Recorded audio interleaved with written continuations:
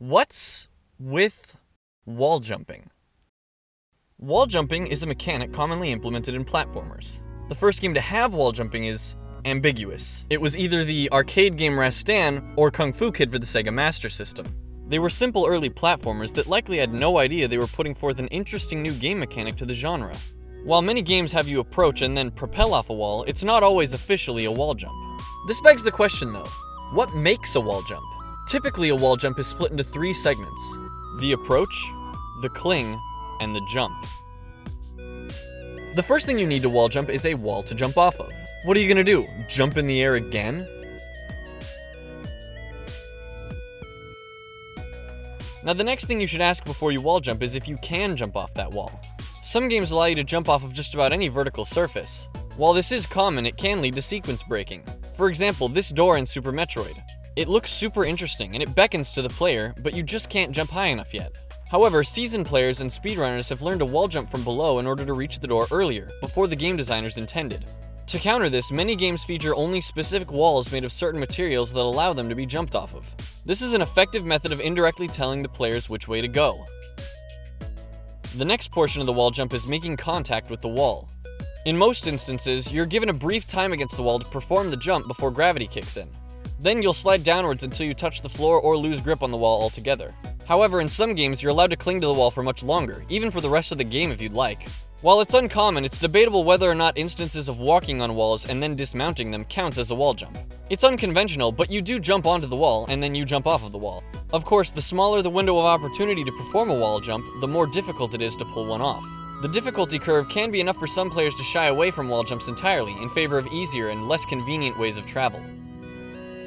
This is the most important part of the wall jump. For some games, a series of commands must be entered in order for a wall jump to be successful. Most commonly, it's just a simple tap of the button. But after the wall jump, what next? Often you'll find yourself going toward another wall, allowing you to chain multiple jumps together to gain height. This is known as a triangle jump. Usually, your only limit with triangle jumps is space. You're bound to run out of wall at some point. In a few rare instances though, games will limit the amount of wall jumps you can perform consecutively. While it limits the player's options, it's sometimes necessary to keep them from getting to places they shouldn't be. While going upward is the expected result of a wall jump, sometimes you'll be going to the side. Some games allow players to jump between 2 walls, but instead of moving upward, they move horizontally, usually to traverse a gap or canyon. However, this can disorient players, as moving forward can prove difficult without a specific camera angle. It's even possible to wall jump from only one wall repeatedly in some cases. A game that prominently displays this feature is Mega Man X. The very first level requires the player to do this, which prepares them to do it more later in the game. While rare to other games, this technique can be valuable to speedrunners. It allows them to climb up a single wall to get to new areas early, or safely drop from a distance by using the wall to slow down. That's another thing you can do with a wall jump: save your life. If the player's reflex is fast enough, some bottomless gaps have straight walls for the player to jump off of that allow the player to bring them back to the stage. Additionally, if you happen to run off a cliff in a game with falling damage, clinging to and dragging down the wall can slow you down enough to circumvent that damage. But is any of this even possible? Are wall jumps exclusive to video games? This is going to turn into a parkour thing, isn't it? The wall jumping we're most familiar with from video games is certainly a little less than possible.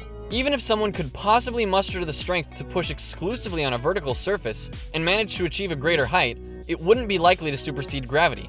This makes multiple wall jumps certainly impossible. Even attempting this would be very dangerous. However, there is a move in parkour known as a tic-tac, in which one jumps toward a wall and then propels off it with their foot. While this isn't quite parallel to most wall jumping techniques we've seen in video games, it's probably the closest thing we can get to it.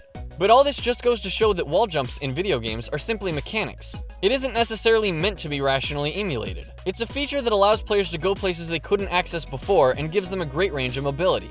When you see a wall in a game, it serves as a literal wall in progression.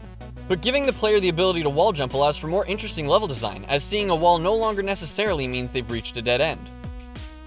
So what's the point? Wall jumping has become a staple to the platforming genre. First, you approach the wall, which involves determining whether the surface is wall jumpable or not. Next is the cling, sometimes lasting just a moment, sometimes longer. Finally, the most important part, the jump, in which you fling yourself away from the wall. Wall jumps can sometimes be repeated to reach new heights, or simply be used as a means of saving oneself. While the jumps we see in games aren't exactly realistic, there are some real-life wall jump techniques used by talented individuals. But essentially, wall jumps are a neat way of giving players more means of traveling and exploring than the standard directions. And that's what's with wall jumping.